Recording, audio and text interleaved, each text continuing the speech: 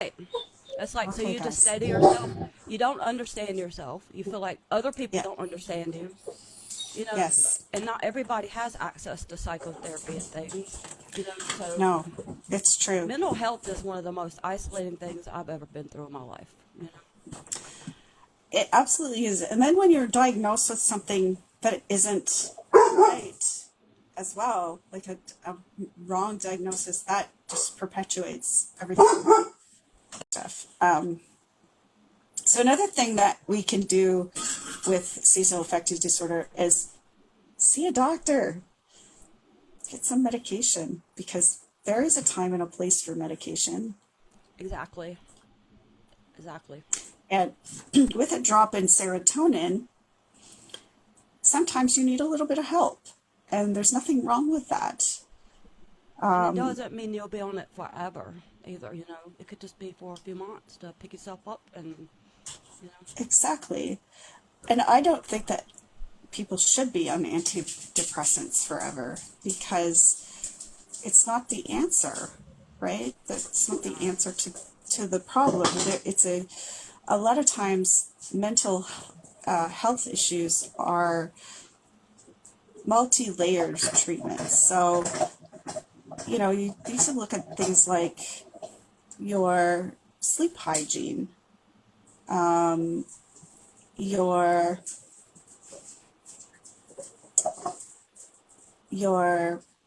food intake. What are you eating? What is your diet like?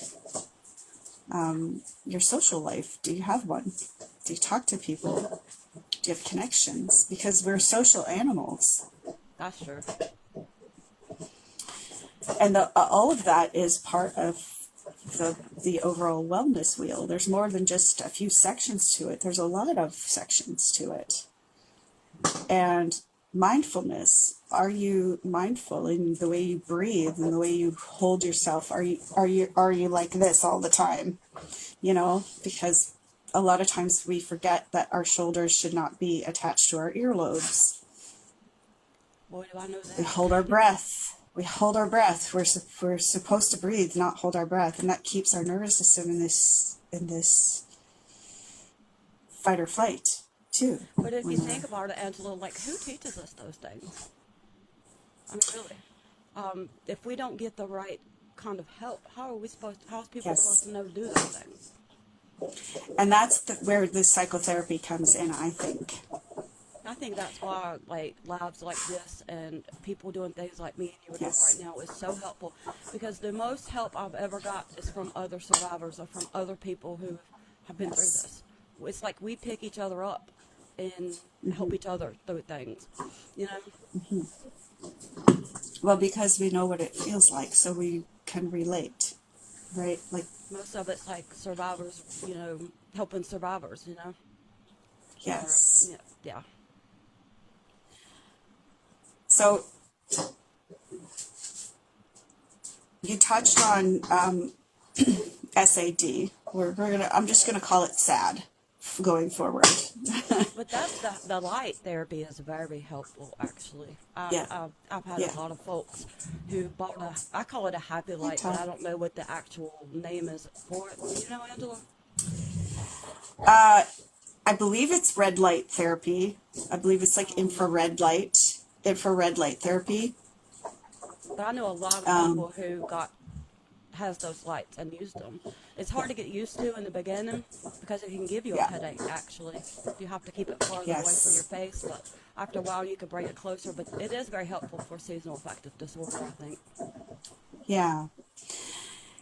And that's just one layer of treatment, right? Right. So the psychotherapy, this is what I mean when I say a lot of the treatment for this type of disorder is self-directed, because there's no magic pill that's going to fix things for you. No. So, learning to be mindful in your breathing, or doing a mindful meditation. A lot of people I've talked to say, oh, I can't meditate. It doesn't work for me. Can you breathe? Yes. Okay, then you can meditate. Because that's really what it's all about. Focusing on your breathing. Your thoughts are going to come and go. one of the best analogies for that I ever got was in a group act therapy. I did 6 weeks, a couple of different times. One of the doctors that was putting it on, he was a psychologist, used this analogy with, like, picture, hi Shelley, picture a river, right? And then there's all these leaves on top of the water and they're floating by, or lily pads, or whatever you want to picture. It doesn't matter. Something floating on the top of the water. And you just watch it go by. And as your thoughts come, you put each thought on one of those leaves. So then you become an observer of it. And you watch it just keep going, so that your thoughts come and go. And you understand that the thoughts and the feelings that come along with them are fleeting. They don't make you who you are.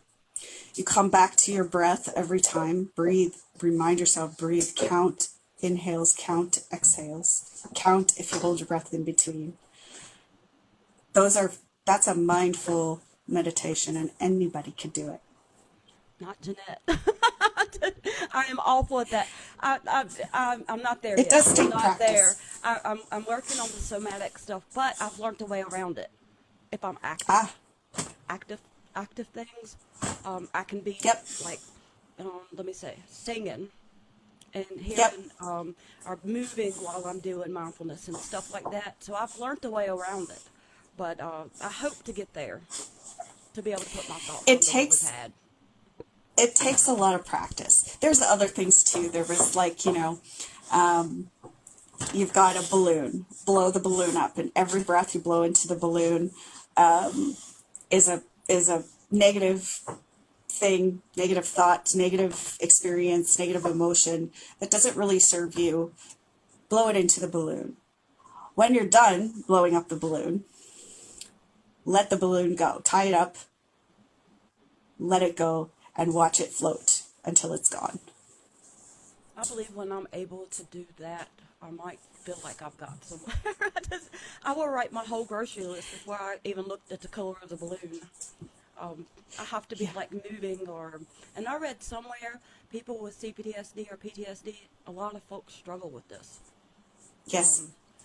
But it took me a long time. My goal is to get the somatic stuff, because you store trauma in your body. So I know there's a lot of trauma I've got to let go that way, but I'm not there yet. And women especially, we hold it in our hips and in our shoulders. I believe the shoulder thing, most definitely. Often in our hips, which is where your root chakra is, in the pelvic region, right? And it's, that's where we store a lot of emotion there, is where we store there. You taught me something today. That's something I learned in my yoga teacher training, actually.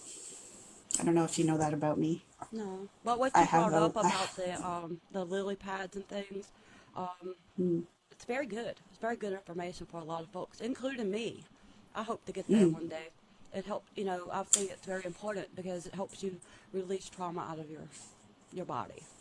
Here's where I see you. There yet, Here's where I see you at, from talking to you regularly. This was another thing I learned in the ACT therapy sessions, was the Chinese finger trap. What is it, right? It's a resistance. So if you pull to get out, it just gets tighter and you can't get out.